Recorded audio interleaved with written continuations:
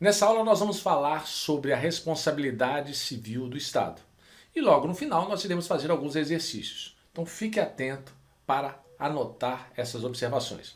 A responsabilidade civil ou extracontratual do Estado é a obrigação de reparar danos causados a terceiros em decorrência de comportamentos comissivos ou omissivos, lícitos ou ilícitos, que são imputáveis aos agentes públicos.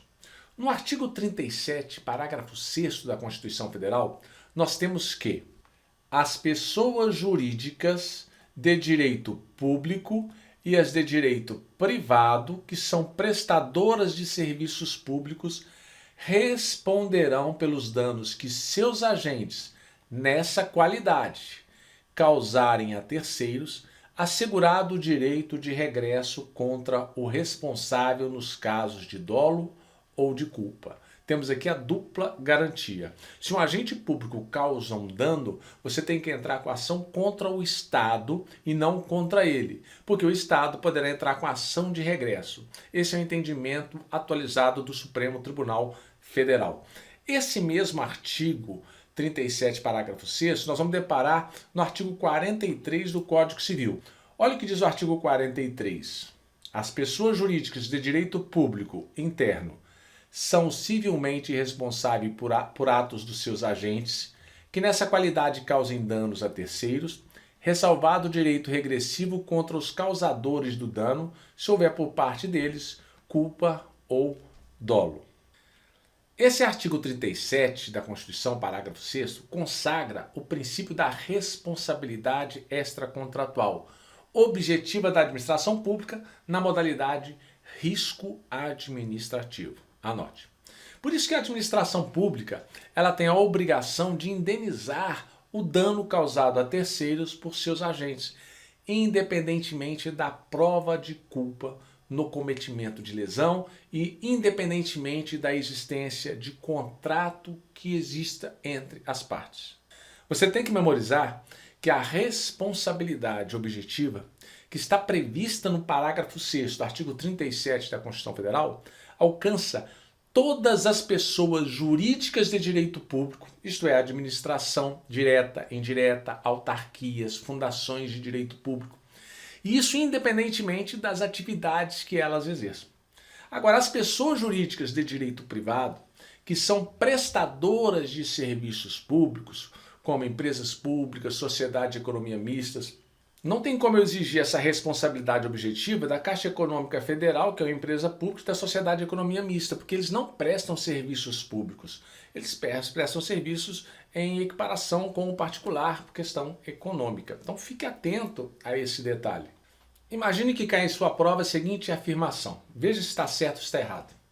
Segundo o ordenamento jurídico brasileiro, todas as pessoas jurídicas de direito público e as de direito privado que integrem a administração pública responderão objetivamente pelos danos que seus agentes nessa qualidade causarem a terceiros.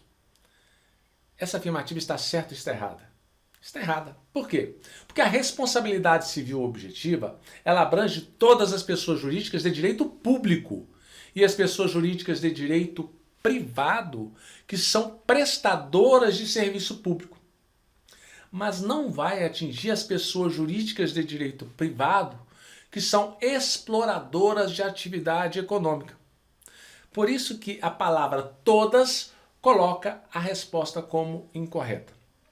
Portanto, um órgão da administração direta, exemplo, a Polícia Civil, a Polícia Federal, ou uma empresa estatal que são prestadoras de serviços públicos, o Correio, por exemplo, ou então também uma concessionária de serviço público, como a Vivo, a Oi, eles respondem igualmente pelos danos patrimoniais ou morais que seus agentes causarem a terceiros. Eles vão ter a obrigação de indenizar os prejuízos causados. Agora, no caso dos danos provocados pelos órgãos da administração direta, quem responde é o próprio ente político. Se for União, vai ser União. Se for Estado, Estado. Se for município, vai ser o município. Porque eles são detentores de personalidade jurídica. Já os órgãos são despersonalizados. Nós já falamos isso em outra aula. Agora, não se esqueça que a responsabilidade objetiva do Estado, ela decorre dos danos causados a terceiros por seus agentes e desde que eles estejam atuando na condição de agentes. Porque não basta estar numa atividade particular. Não importa também se a atuação do agente foi lícita ou ilícita. O que vai interessar para nós aqui é exclusivamente se ele agiu na qualidade de agente público e não como pessoa comum. Agora, quando ele atua ilicitamente, não vai excluir a responsabilidade objetiva da administração, desde que esteja atuando como agente.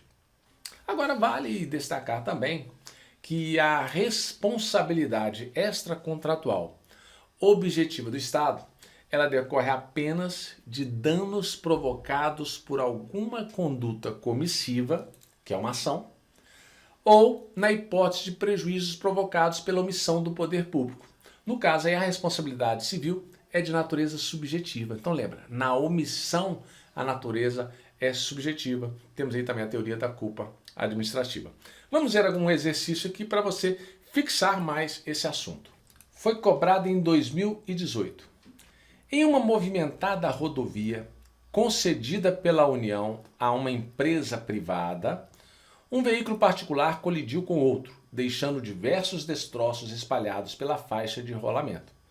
Um dos objetos deixados sobre a pista cortou o pneu de um terceiro automóvel, causando a colisão deste em uma mureta de proteção. Com base no fragmento acima, assinale a afirmativa correta.